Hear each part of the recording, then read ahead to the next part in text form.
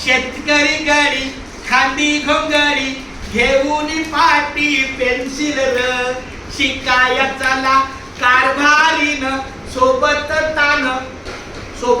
म्हणजे छोट बाळ कारभारीन म्हणजे आपली बायको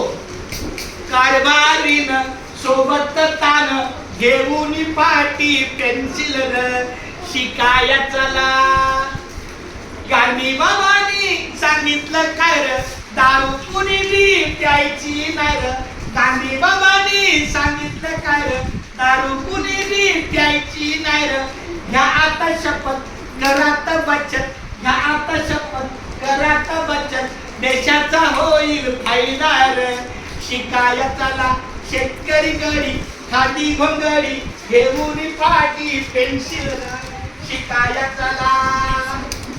रात्रीच्या शाळा निघाल्यात आता त्यामध्ये जाऊन शिकायचं आता रात्रीच्या शाळा निघाल्यात आता त्यामध्ये जाऊन शिकायचं आता लिहायला शिकू वाचायला शिकू पत्र येईल लिहितार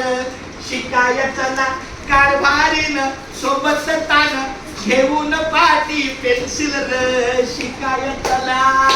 बोला शिकाया चला शिकाया चला